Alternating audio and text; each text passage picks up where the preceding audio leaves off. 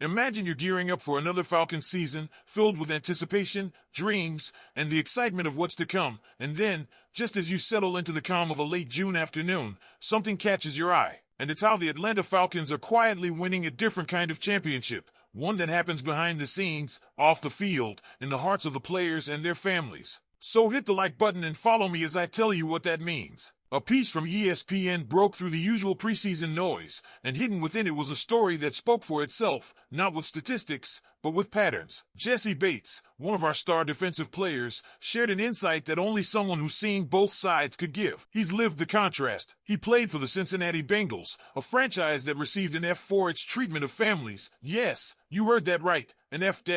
And now he's here, in Atlanta, where the Falcons received the second highest grade in the league in the same category. Let that sit for a moment. In a league where the smallest edge can make a difference, the Falcons aren't just playing to win games, they're playing to keep their players' families safe, seen, and supported. From a fully catered family suite inside Mercedes-Benz Stadium to Halloween gatherings where kids trick-or-treat through Falcons facilities, this isn't window dressing. This is culture. This is intentional. Bates talked about walking out of the locker room and seeing a comfortable, welcoming space where his family could relax, eat, and connect. That might not sound like a big deal to the average fan, but for a player who just spent 3.5 hours in full contact warfare on the gridiron, having a place where his wife and kids can safely enjoy the game, where they don't feel like an afterthought, that's gold. That's home. Now let's be honest, this isn't just about making families smile. This is about player retention. This is about recruiting.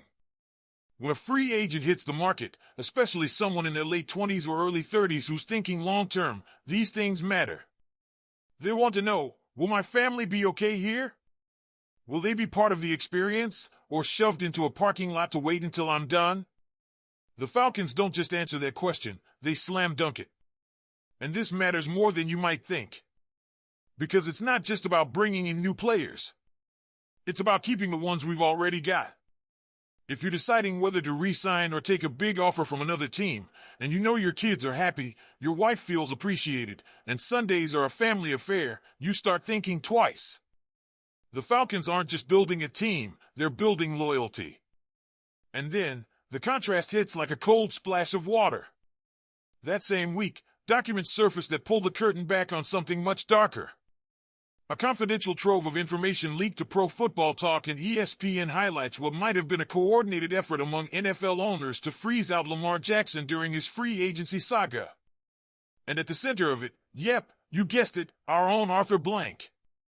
The Falcons were one of the first teams to loudly proclaim they were not pursuing Lamar Jackson, despite him being a former MVP, still in his 20s, and at the time, one of the most dynamic talents available. The reason? According to the documents and quotes attributed to Arthur Blank himself, injury concerns. Now let's pause right there. Injury concerns about Lamar Jackson. Let that roll around in your mind. This is a player who had missed a handful of games over 2 seasons. Not ideal, but not catastrophic. And yet, that was apparently enough to justify a hard pass. Fast forward a few months, and the Falcons signed 35-year-old Kirk Cousins, fresh off a torn Achilles, to a 4-year deal with $100 million guaranteed. One quarterback has an MVP, elite mobility, and is still in his athletic prime.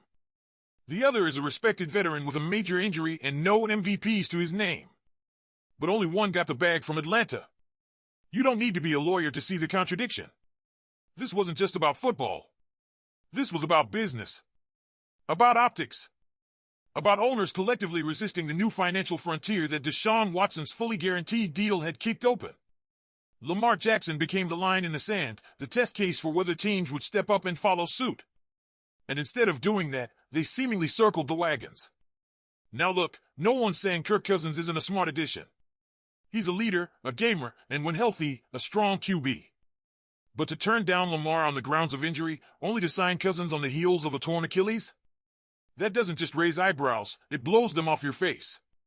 And here's the kicker for Falcons fans, we lost out on a generational QB potentially because of a behind-the-scenes chess match among billionaires trying to control the market. That's the part that stings. That's the part that feels less like football and more like boardroom politics. So now we're left asking, was this really about injuries? Or was it about sending a message? This story isn't finished. And in part 2, we'll dig even deeper into what this means for our future, how it reshapes the Falcons' identity, and what it tells us about the power dynamics in the NFL. But first, I want to hear from you. How do you feel about the Falcons prioritizing family treatment at such a high level? And what's your reaction to the Lamar Jackson revelations? Drop your thoughts in the comments. Because when we look at the second half of this story, it gets even more complex, and honestly, a bit unsettling. Let's rewind to that critical offseason moment. Lamar Jackson is a free agent, albeit franchise tagged by the Ravens. The football world holds its breath. Fans are refreshing Twitter, insiders are speculating nonstop, and then, bam, a wave of announcements from multiple teams stating they would not be pursuing Jackson. One of those teams was the Atlanta Falcons. That decision, now seen through the lens of these leaked documents and Arthur Blank's own words, no longer looks like a simple football judgment. It looks strategic, coordinated, even suspicious. Blank specifically cited injury concerns as the reason Atlanta passed on Jackson. But juxtapose that with the Falcons' decision to go all in on Kirk Cousins, a quarterback 9 years older, coming off a brutal Achilles tear, and with zero playoff success to match Lamar's dynamic resume. Jackson had missed a few games, yes, but he was still producing at an MVP level. Cousins, while solid, has never reached that same elite tier. So why the double standard? One possible answer is collusion, not in the dramatic, shadowy sense of secret handshakes in dark rooms, but in the subtle, unspoken alignment of ownership interests. The NFL had just seen the Browns hand Deshaun Watson a fully guaranteed $230 million contract.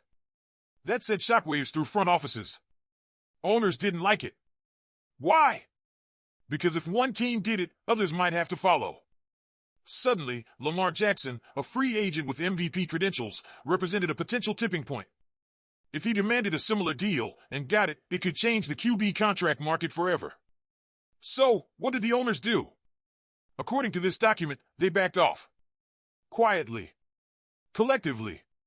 Teams that could have used a star like Jackson opted out without even a meeting. And the Falcons, who desperately needed a franchise quarterback, led the pack in saying no. That silence now screams volumes. It's not just that the Falcons passed on Jackson. It's why they passed. Injury concerns? That doesn't pass the sniff test anymore, not when you consider the risk they took on Cousins. What starts to become clear is that the Falcons' decision may not have been made solely in Flowery Branch, but rather in an unofficial coalition of owners aiming to protect the status quo. And that stings. Because Falcons fans deserve more. We've watched this team cycle through quarterbacks since Matt Ryan, hoping for that spark, that next face of the franchise. Lamar Jackson could have been that. Electric. Marketable. A perfect fit in a city like Atlanta. Instead, he was dismissed with barely a conversation. Now we're left wondering, what happens the next time a superstar becomes available? Are we making football decisions, or financial ones driven by an owner's circle trying to keep control? Here's where you come in, Falcons Nation. How do you feel about this? Do you think the Falcons were right to pass on Lamar Jackson? Or do you believe we let a generational talent slip away for reasons that had little to do with football? Sound off in the comments. Let's get this conversation going. And if you want more behind-the-scenes breakdowns like this, make sure to like the video, subscribe to the channel, and hit that notification bell so you never miss a story that impacts our Atlanta Falcons. Go Falcons!